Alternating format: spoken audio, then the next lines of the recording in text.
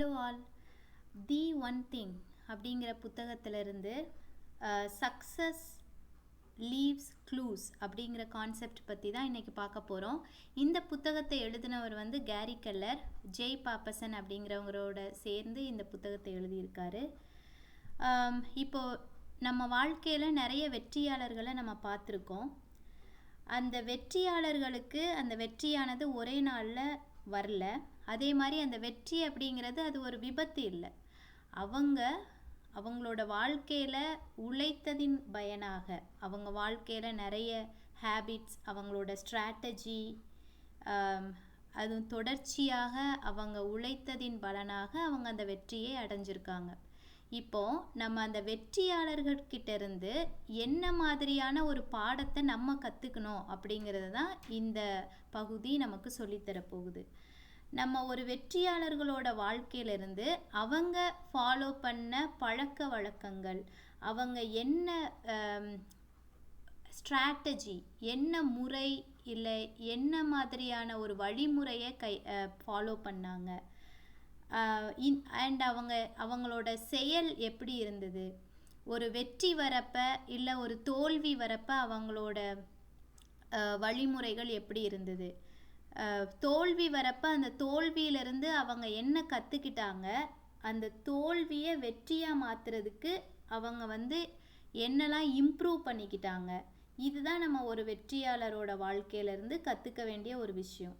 கற்றுக்கிட்டு அதை வந்து நம்ம வாழ்க்கையில் நம்ம வந்து இம்ப்ளிமெண்ட் பண்ணோன்னா அதை வந்து நமக்கு வந்து நம்மளும் அவங்கள மாதிரி ஒரு சக்ஸஸ்ஃபுல் பர்சனாக வர முடியும்.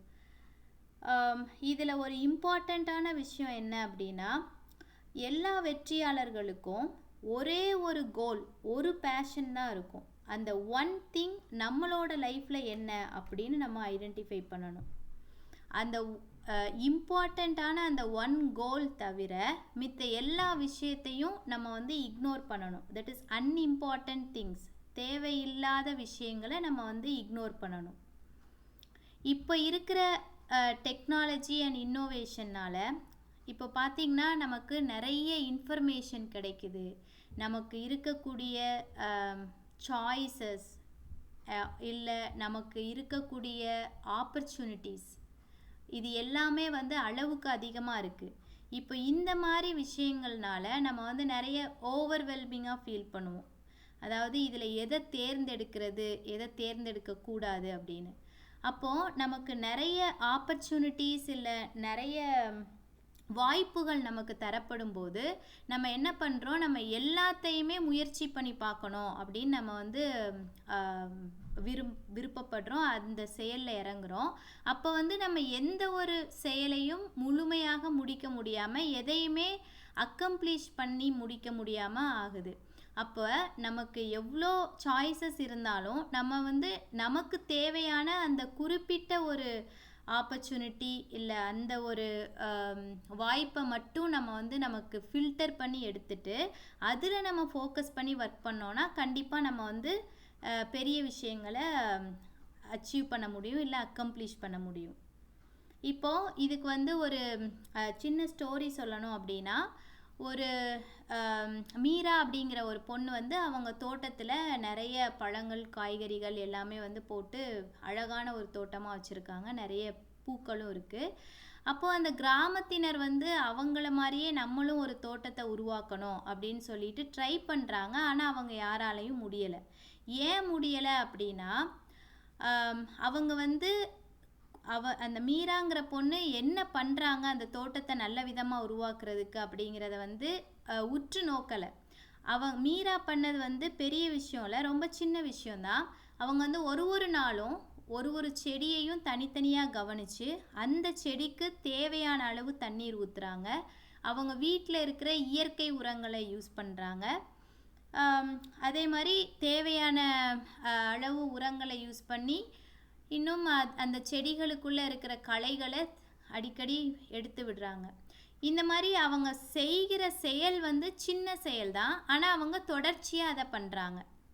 ஸோ இப்படி தான் வெற்றியாளர்களோட வாழ்க்கையில் நீங்கள் பார்த்தாலும் அவங்க பண்ணின அந்த செயல் வந்து ஒரு சின்ன செயலாக இருந்தாலும் அவங்க அதை தொடர்ச்சியாக பண்ணதுனால அவங்களுக்கு அது வந்து பெரிய விளைவுகளை உண்டாக்கியிருக்கும். அதே மாதிரி நிறைய பெரிய பெரிய இண்டஸ்ட்ரீஸ் எடுத்துக்கிட்டிங்க அப்படின்னா அவங்க வந்து ஒரே ஒரு சர்வீஸில் மட்டும்தான் ஃபோக்கஸ் பண்ணுவாங்க. இப்போ வந்து ஆப்பிள் எடுத்துக்கிட்டிங்க அப்படின்னா அவங்க ஃபஸ்ட்டு மேக்ஸ்லேருந்து ஐமேக்ஸ், அப்புறம் ஐடியூன்ஸ், ஐபாட்ஸ், ஐஃபோன்ஸ், இந்த மாதிரி வரிசையாக அவங்களோட ப்ராடக்டை இம்ப்ரூவ் பண்ணிகிட்டே வந்தாங்க. பட் அவங்க வந்து ஒரே ஒரு சர்வீஸில் தான் ஃபோக்கஸ் பண்ணிகிட்டு இருந்தாங்க. அவங்க அடுத்தடுத்த ப்ராடக்டை இம்ப்ரூவ் பண்ணாலும் அவங்களோட முந்தைய ப்ராடக்ட்டுக்கு எந்த ஒரு பிரச்சனையும் வரல. அவங்க முன்னாடி ப்ராடக்டையும் மக்கள் உபயோகிச்சுட்டு தான் இருக்காங்க. இப்போ கரண்ட்டாக வர ப்ராடக்டையும் உபயோகிச்சுட்டு தான் இருக்காங்க. இதே மாதிரி நீங்கள் நிறைய காஃபி ஷாப்ஸ் இல்லை டாய் ஷாப்ஸ், இந்த மாதிரி எந்த ஒரு பெரிய பெரிய இண்டஸ்ட்ரீஸ் இல்லை ப்ராடக்ட் லைனை எடுத்தாலும் அவங்க வந்து ஒரே ஒரு விஷயத்தில் மட்டும் அவங்க ஃபோக்கஸ் பண்ணி ஒர்க் பண்ணுறதுனால அவங்களால வெற்றி அடைய முடியுது. அதே மாதிரி எல்லா வெற்றியாளர்களுக்கும் அவங்க வாழ்க்கையில் அவங்களுக்கு உந்துதலாக அவங்கள மோட்டிவேட் பண்ணுறதுக்கு ஒரு பர்சன் இருப்பாங்க. இப்போ உதாரணத்துக்கு வால்ட் டிஸ்னி எடுத்துக்கிட்டிங்க அப்படின்னா அவர் சிகாகோ ஆர்ட் இன்ஸ்டிடியூட்டில் நைட் கோர்சஸ் படித்து அவங்க ஸ்கூல் நியூஸ் பேப்பரில் ஒரு கார்ட்டூனிஸ்டாக ஒர்க் பண்ணுறாரு. ஸ்கூல் படிப்பை முடித்ததுக்கப்புறமா அவர் வந்து நியூஸ் பேப்பரில் ஒரு கார்ட்டூனிஸ்டாக ஒர்க் பண்ணணும்னு விரும்புகிறாரு. அங்கே அவருக்கு வேலை கிடைக்கல. அப்போது அவரோட சகோதரர் ராய் வந்து அவர் ஒரு பிஸ்னஸ் மேன்.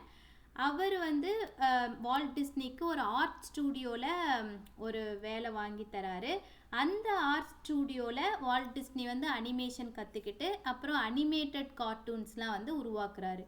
இப்படி தான் வால்ட் டிஸ்னிக்கு அவரோட வாழ்க்கையில் ஒரு நபர் அவருக்கு பக்கபலமாக இருந்தது மாதிரி எல்லா வெற்றியாளர்களுக்கும் கண்டிப்பாக ஒரு நபர் வந்து பக்கபலமாக இருப்பாங்க. அதே மாதிரி நம்ம வாழ்க்கையில் நமக்கு என்ன திறமை இருக்குது அப்படிங்கிறத ஐடென்டிஃபை பண்ணி அந்த ஒரு விஷயத்தில் நம்ம வந்து தொடர்ச்சியாக கவனத்தை செலுத்தணும் அப்படின்னா கண்டிப்பாக நம்மளும் ஒரு வெற்றியாளராக வர முடியும். நன்றி.